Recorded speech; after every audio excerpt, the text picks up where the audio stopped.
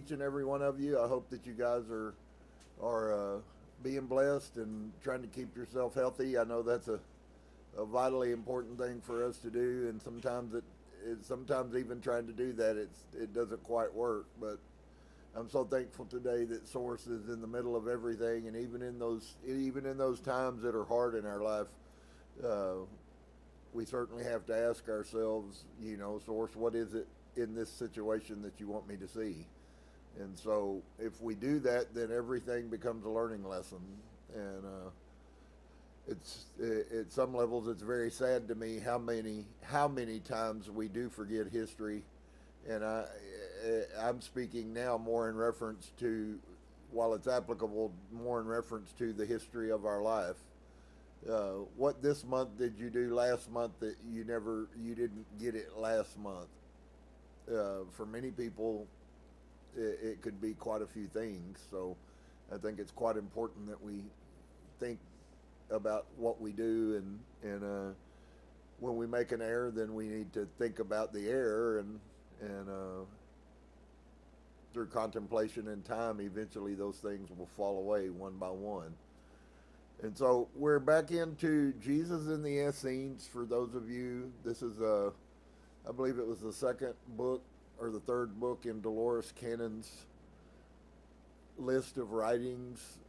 This was a person that she came across in hypnotherapy, and by the time I believe it was 33 weeks she spent with this person every week, and by the time they had these sessions together, she had taken the guy all the way back to the time of Qumran and prior to Rome, although Rome was there, prior to the takeover of Jerusalem.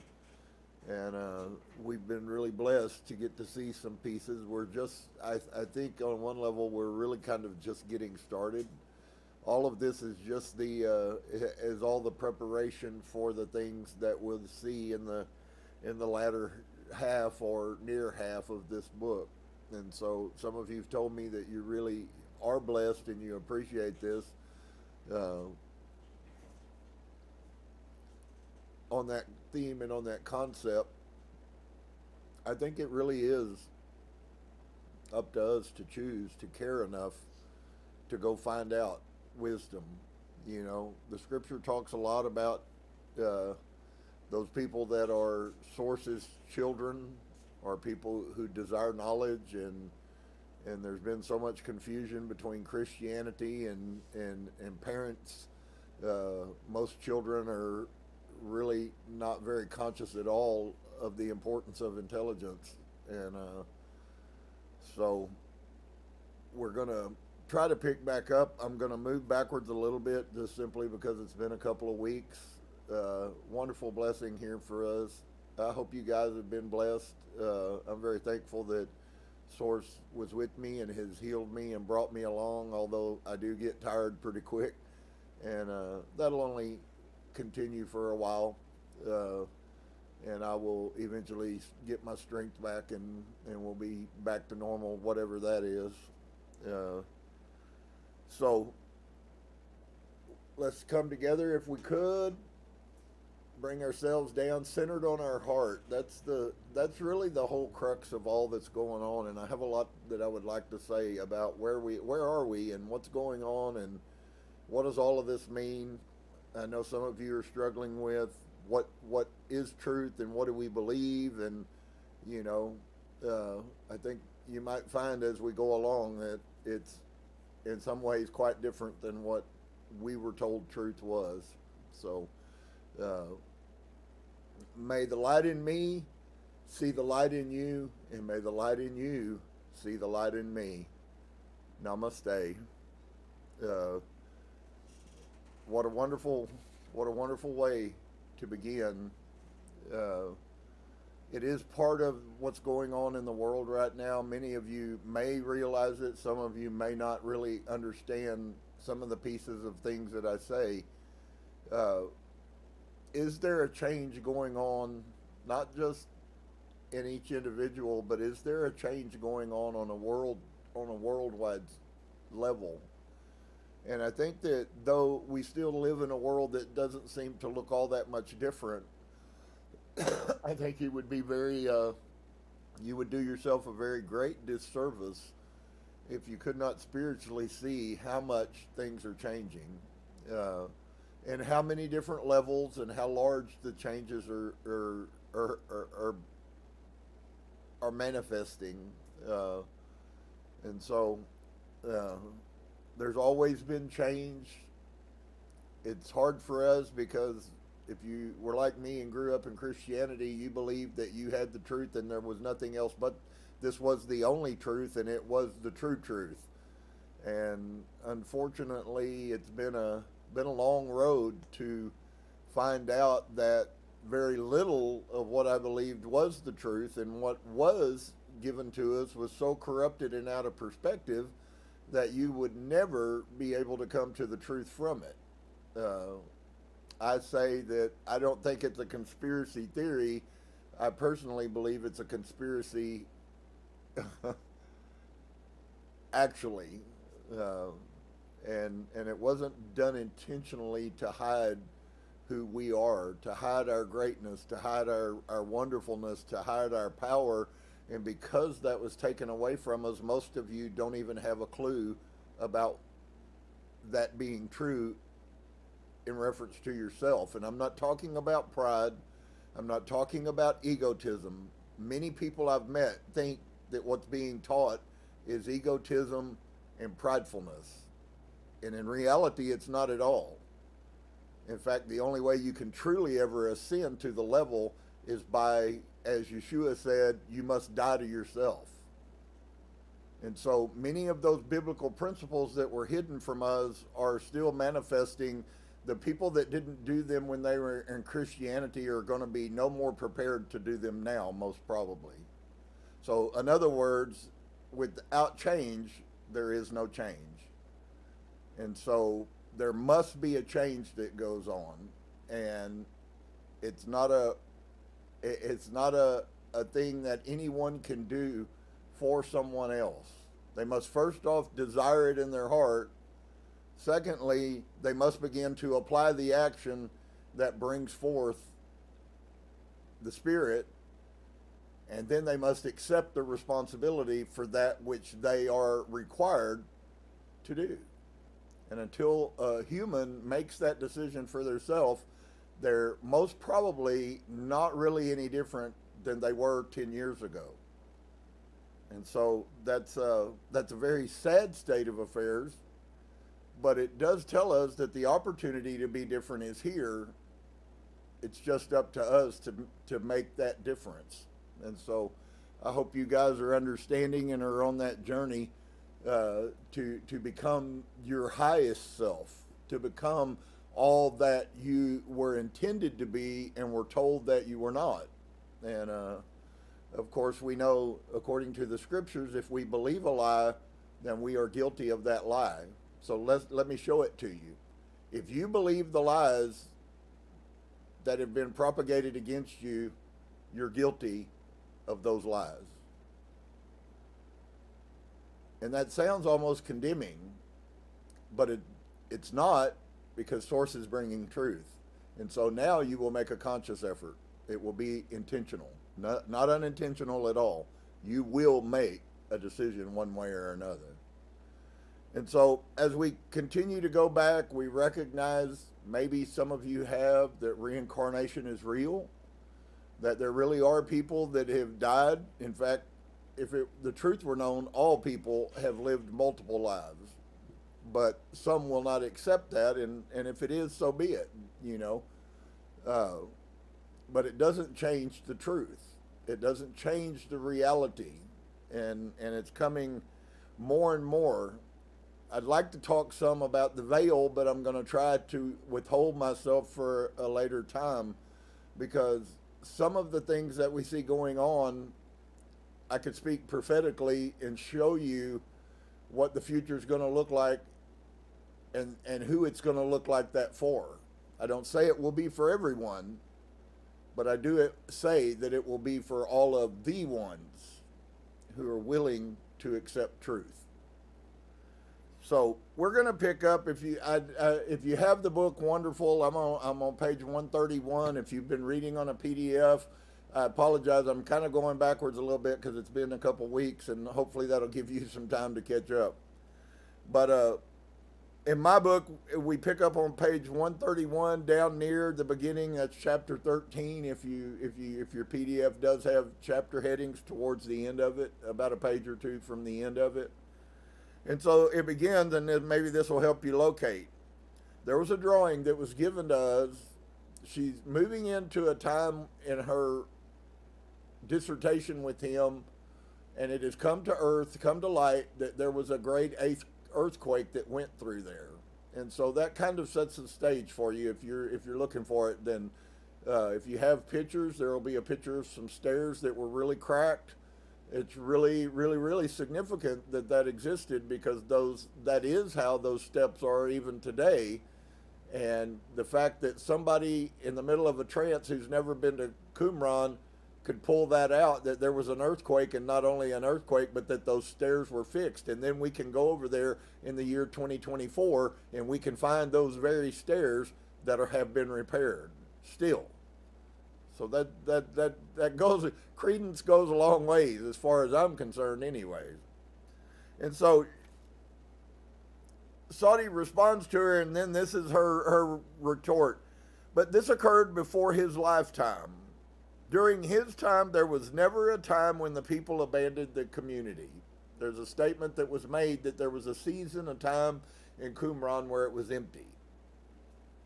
In the drawing, it can be noted that the earthquake damaged one end of the community and left a large crack, part of which ran through one of the baths.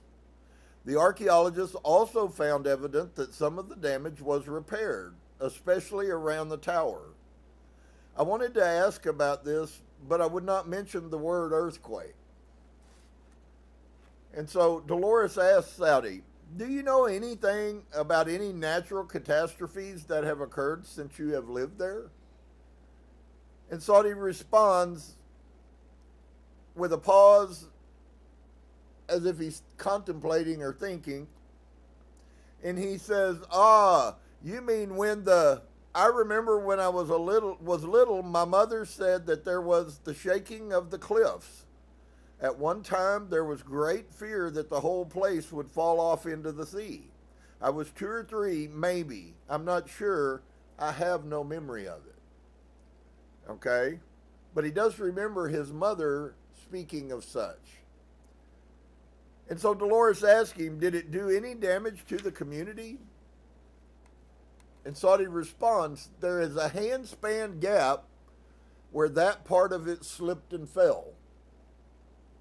So the distance of a hand, which was a measurement, that's why you still measure horses in hands. It was something that was relatively consistent. And so she says, apparently he meant a crack, and I asked where it was located. She used her hand gestures in his explanation. Let me think here. This is Saudi. It is along the wall, and the wall runs like this, and the cliff wall, and it is on that way, on that corner towards the bathhouse and the assembly hall in that area, and it runs through in a diagonal. I think this last word is correct, but it was hard to understand. And so Dolores asked him again, did the crack go through the bathhouse? And Saudi responds, yes, but the crack was not so that the water escaped. It was repaired, and the people of the community took it in their stride. They knew it was about to happen. Therefore, there was no loss of life, they had been told. And so Dolores poses the question, does he mean psychically? In other words, did it come in the form of a prophetic statement? We would call that, yes, it would be psychically, but we could call that now somebody being a seer, somebody getting a word from God. They've used all of those words. You could say having a prophetic unction. All of those things are all used commonly in Christianity of today. And so somewhere something spoke that had knowledge that what was coming was coming. And so they had knowledge that there was something that was going to happen. And of course, as it has been in my life, when source tells me something before it happens, it always seems to help me, well, or almost always seems to help me get through that bad situation simply because I had foreknowledge of it. And so he confirms that that's right. He confirms that the crack did go through the bathhouse. And so he says, yes, but the crack was not so that the water escaped. It was repaired. And that's where I brought you before. There's a picture in the book here, and you can actually literally see, and it really, that crack is at least as wide as a hand is. And so that's quite interesting.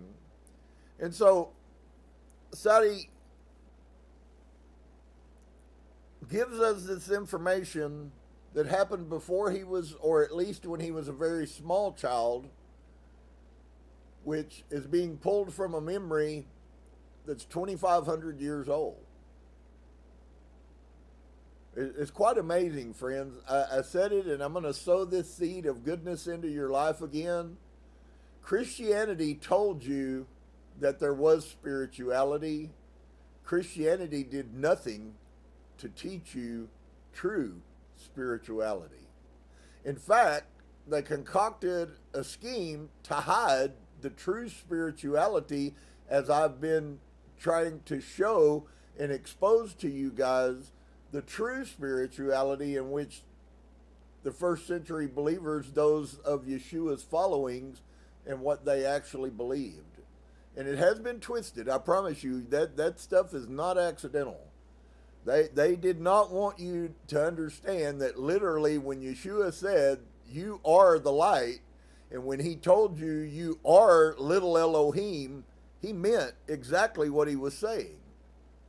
The problem is Christianity doesn't believe that. And so, of course, if you can never teach something that you yourself don't believe. You can say the words, but they will never come through. And Source is all about that. And so Dolores asked him, but the damage was not bad enough that the people left. Saudi responds, for a while, I think they probably stayed away while the repairs were being done. They could have gone anywhere.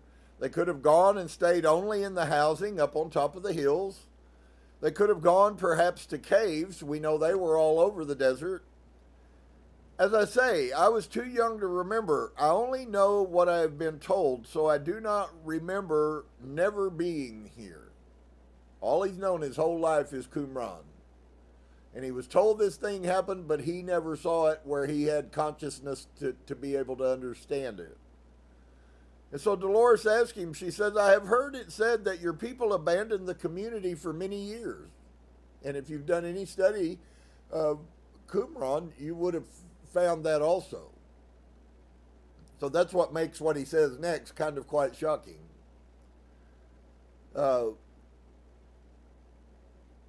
Saudi's response, we made them think so. If they forget us, they leave us alone. And Dolores says, but surely people would come and rob you if they thought that the community was deserted and unguarded. Saudi responds, they knew better than that. It was never unguarded. So here's where you get a picture. If you did research on the Dead Sea Scrolls, you would find out that most scholars believe that that's exactly the picture, that it was an abandoned place. There was an earthquake went on. It was abandoned. Everybody left. And then eventually the sect began to build itself. That's part of what is so profound about this. Now, if you're having troubles with past life regressions, I'm sorrowful for that. Maybe you should book a session with a quantum hypnotherapist and go spend 8 hours and let them take you back. You would be totally boggled by what comes out of you. And it's not really very difficult to get it out of you if you will be open-minded and not try to coerce or control or manipulate things. Actually quite easy. You actually don't have to do any work. And so Dolores writes, This again seemed to refer to some mysterious method of protection. I've presented all of this section in detail so that the life of Jesus may be understood against this background. And as I've been telling you, all of this is all the precursor to kind of bring us up to speed. Most people, quite honestly, most scholars are not totally familiar with the lifestyle they lived over there. Most archaeologists have a much better understanding of it. The mass majority of religious Christian-based people could care less about the Dead Sea Scrolls. That's Old Testament.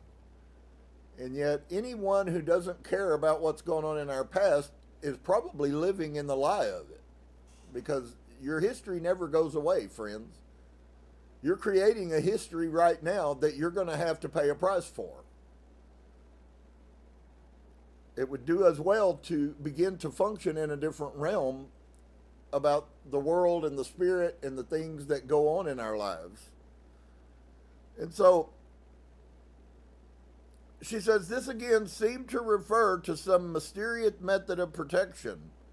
I've presented all of this section in detail so that the life of Jesus may be understood against this background. The people who lived there at Qumran were concerned with one main objective: the accumulation and preserving of knowledge and the passing on of that knowledge through searching those who were qualified to learn. The Essenes appeared to be placid and passive, living enclosed in their own little world, secluded like this. It was a virtual paradise, a perfect place, completely self-sustaining. It was amazingly modern by the standards of Israel at the time. Whenever anyone ventured outside the walls, they saw there was a harsh contrast between their ways and those of the outside world. Thus, they preferred their isolation. But they were feared and suspected by others who did not understand them. Thus, they had to disguise themselves. It appears that the location of Qumran was also guarded and known to only a few. I wonder if even the caravans knew the real purpose of the settlement. Strangers were not allowed in certain parts of the community either, yet Saudi said that one of their purposes was to pass on their knowledge to the people at large. I suppose it had to be done subtly by the students of the red bands who studied and left the community to live in their own areas. I think this section makes it easier to visualize Jesus in this setting and environment. This section displays Katie's greatest capacity for accuracy and detail about a culture she had no way of knowing anything about. Some will argue that she could have read about Essenes and Qumran in the books as I did, and was thus prepared for my questions. I know she did no research. She had no interest in it. She never at any time knew what type of questions I would be asking, and throughout the section there is knowledge that is not found in any books. In this chapter there are some things dealing with Dead Sea Scrolls translation that even Saudi was unfamiliar with. This would be normal since he had not read all the scrolls in the library, or they might have been called by other names during his lifetime. If Katie had been perpetrating an elaborate hoax, she would have made sure she was accurate on all accounts and would have been familiar with these translations. I believe the depth of the trance which Katie experienced made deception impossible. She slipped in and out of the personality of Saudi with great ease and literally became his ancient person in all aspects during the 3 months we visited with him. I wish to include here some quotes from Josephus that I believe have a bearing on our story. Josephus states, there are also some amongst them, the Essenes, who undertake to foretell future events. So they are the disseminators of knowledge, but we may not quite understand a proper definition of what knowledge is important. We have a concept in America like it's important that you know all the rules and how to play a video game real well. And while that does nothing for you spiritually, it still is a form of knowledge. So when we use this term knowledge, I use it openly because I have a definition for the knowledge that I'm interested in. Your definition for knowledge may be something completely different. And so you may think you're tracking with me, and I'm not saying what you think at all. And that goes on constantly. That's why the whole concept of fellowship and brotherhood and conversation, which most people no longer have an interest in. They hear something and immediately they have all knowledge. And I hate to tell you, friend, that's going to do you more destruction than anything. Because you don't have any knowledge, most probably, if that's the condition that you're in.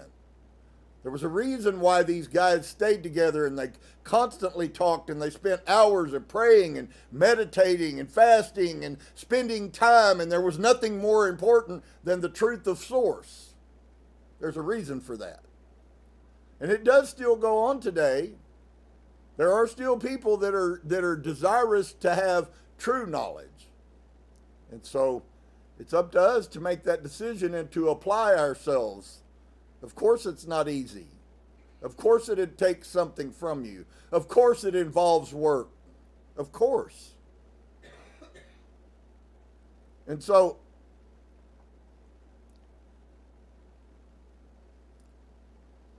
these notes of Josephus are just really counterbalances to the reality that these people were, and maybe a flavor of what it was that they were.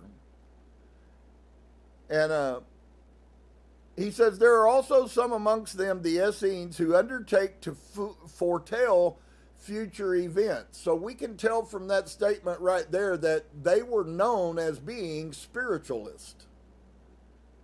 Okay? They were known as being spiritualists. They were ascending.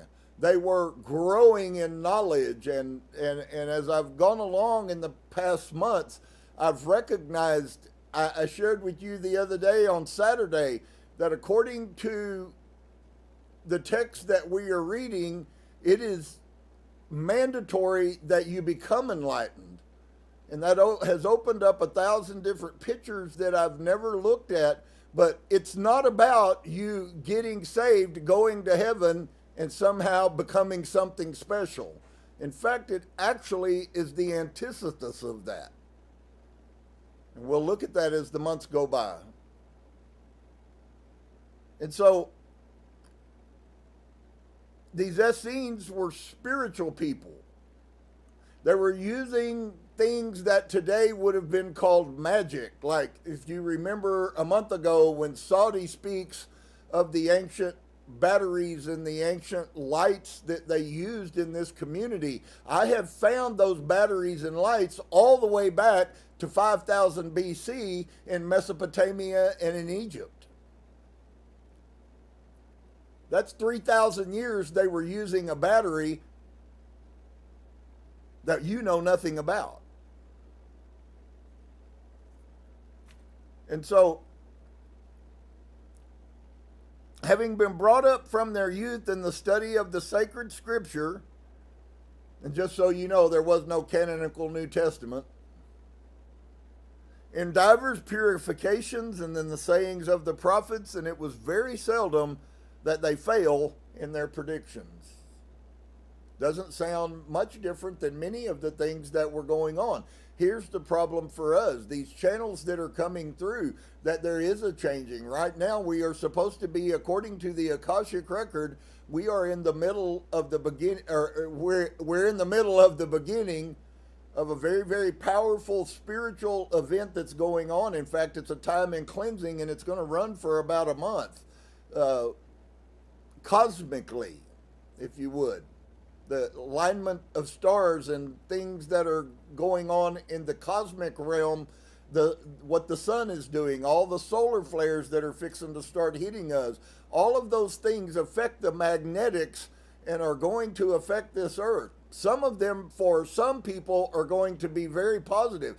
The sad side of that is for many other people, those positive things are going to be very negative.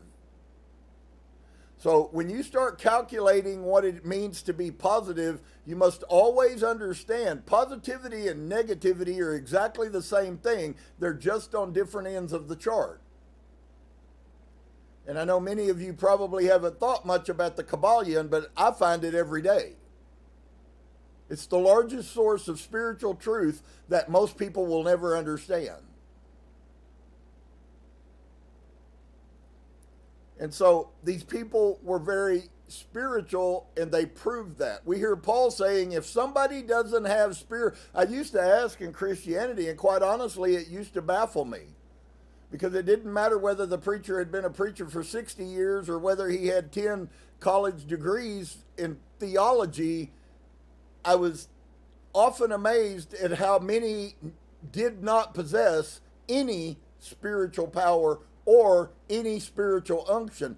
But in many places in the scripture, we're told that those people who possess that will use that. Whether it be words they speak, things they do, things they create from their mind and bring forth. The functioning in the spirit realm I would use. It wasn't fake. Yeshua is saying that he expects for us. This is where we get into another piece, friend, of this whole thing about what is your responsibility to source while you're on this earth. In many ways, you have a lot of free will, but there are some things that are required of you, and they're your responsibility to find them and then take care of them. And nobody can find them for you, and nobody can take care of them for you. This is the most community-based individuality I've ever seen in my life. You can be in the middle of the strongest community that there is, and if you individually do not do your part, you might as well have been doing whatever the rest of the world is doing. Wow. So the stakes are being high. The more that we walk and call and conceive and consider ascension, the more we must recognize many of the things I've told y'all 1,000 times, like your shadow work. That's part of your spirituality. If you don't do it, I know you're not spiritual. And not if, it's a fact. And so it really behooves us to look at and get a hold of what's going on here. It's not the same old yesterday, friends. Things that people used to have to do to contact the spirit realm are not necessary anymore. And I would go into that, but I would confuse some of you more than I would help you. You're just going to have to find the hunger inside of yourself to begin to research and then to apply yourself to ask the questions that need to be asked. So, she says, they despise suffering and they overcome pain by fortitude. Death is connected with honor. They look upon as better than long life. What does that bring us back to? That brings us back to the spirit realm. Does it mean that they want to run outside and die? No. It just simply means that they recognize that the weight of this world and the time and the season that we are here is painful, and that we have to go through it, and that it inevitably, when Source then chooses to take our life, it's supposed to be a time of enjoyment and celebration, not a time of weeping and crying. And so, of the firmness of their minds, in all cases, the war with the Romans has given ample proof, in which, though they were tortured, racked, burned, squeezed, and subjected to all the instruments of torment, that they might be forced to blaspheme the lawgiver Moses or eat what was forbidden, yet they could not be made to do either of them, nor would they even once flatter their tormentors or shed a tear. But smiling through their torments and mocking their tormentors, they cheerfully yielded up their souls as those who would soon receive them back again. The Essenes had to swear not to conceal anything from the brotherhood, not to disclose anything belonging to them to those without, or even though it were at the hazard of his life. He was, moreover, to swear not to communicate to anyone their doctrines in any other way than he had received them. You find a note in the New Testament. It says, that which I have received I give to you. That to us means nothing, because everything that most people pass, I mean, we have a game that's used in psychology where they start one word out with somebody and it can't go around through 20 people before it's totally changed. Their concept of reality, truth, and rightness is that should go through 100 people and you hear exactly the same words you heard the first time. That's how far we have come from true morality. Because to be quite honest with you, if you were told one thing and you change it, you're a liar. And yet, I find that the mass majority of humans lie on a daily basis with no conscience about it. If it's good, if you need to embellish it to make you look better, you just embellish it. You make it bigger than what it was. Instead of you smacking your thumb, you smacked your thumb because Joe Blow walked through and kicked you. And I mean, it's ludicrous that there's no consciousness in us of right and wrong anymore. I showed you in the Kabbalion that none of this goodness of the spirit realm occurs inside of someone who has no morale.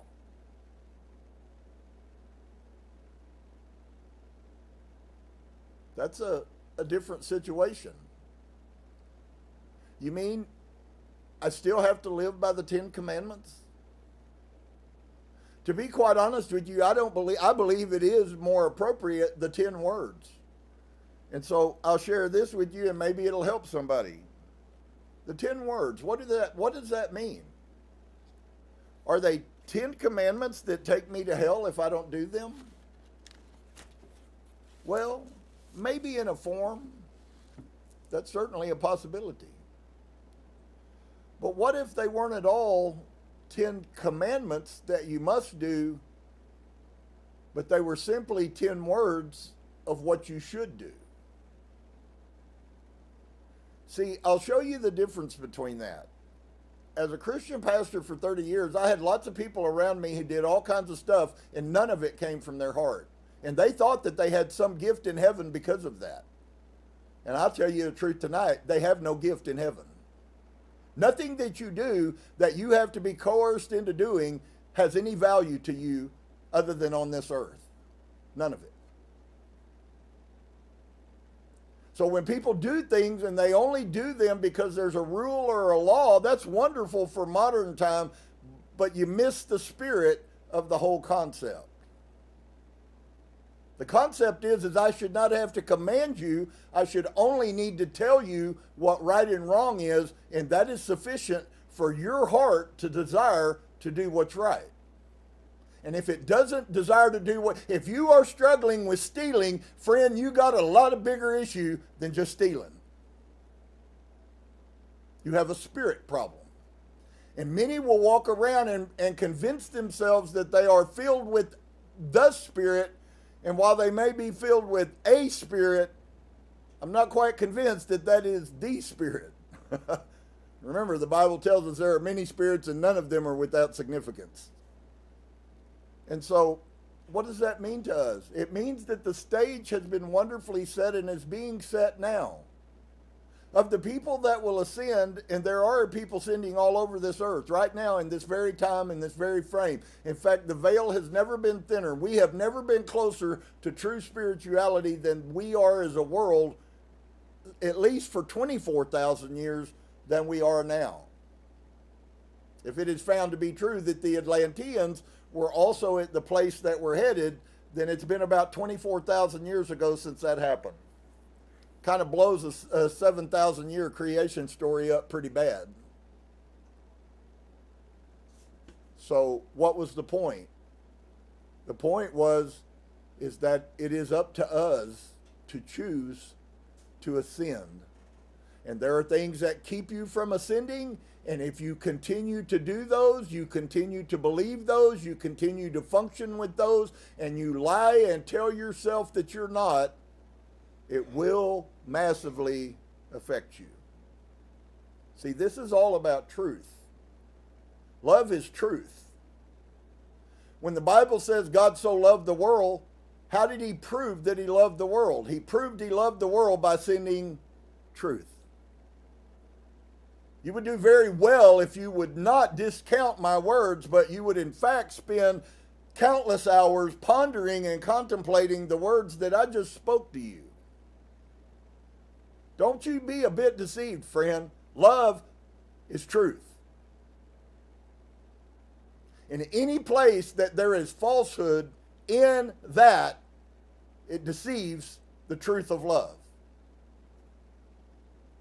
That's why you have people by the millions in America who tell each other they love each other, get married, and 3, 5, 10, 20 years later hate each other.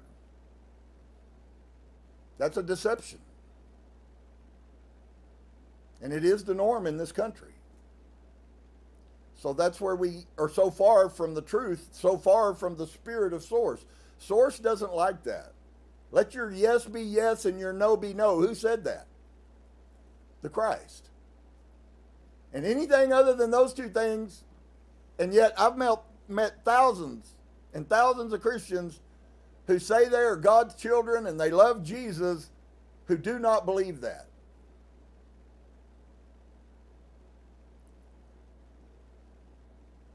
Does anyone remember the scriptures telling us that the thing at the end of time that we needed to be the most concerned about was deception? Can I tell you, deception is rampant. Unfortunately, it's a very true truth. So when I say these things, I am certainly not necessarily, it's up to you. It is your responsibility to look at yourself and to be able to be honest with yourself. And if you can't be honest with yourself, I'm very sorrowful for you. Because the end of that is not going to be well for you, no matter who tells you it will be. On the other side, the beauty of walking in truth opens more doors than any of us can ever imagine. I believe that's where Source is desirous for all of us as humanity to go. But you can't get there on a lie. And the worst one is lying to yourself. So hopefully, if Source is willing, next week we will come back. We will gradually watch this thing ramp up as we get in and find more information out about Yeshua. And so I understand John the Baptist is in the picture as well. They were cousins. I've always kind of thought it was kind of strange that the Spirit would jump inside of John's mother at the presence of Yeshua in the womb, and yet they lived in a very small distance apart. And we find at the supposed baptism, we'll get into what baptism really is and what it isn't. But it's as if he's never known him. He spent quite a lot of time around Yeshua. So I hope you guys will grab a hold. I hope you will enjoy your time in your sojourn on this earth. There are many things changing. You don't have 25 years to learn how to meditate anymore. So as we watch this ascension and this spiritual change that's going on in the world, what it actually does is all of that is predicated on your ability to accept and receive. All of it. That's why there are people who are making great gains and people who are making no gains. That's all about them. Nobody can hold you down except you. So I hope you guys will ponder and contemplate on these words. Some of them may feel a little difficult to you, and I realize that.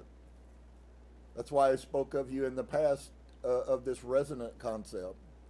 Actually, if you'll listen to most of the channelers that are channeling over this earth about what's coming in front of us, every one of them tell you to expect things to get worse.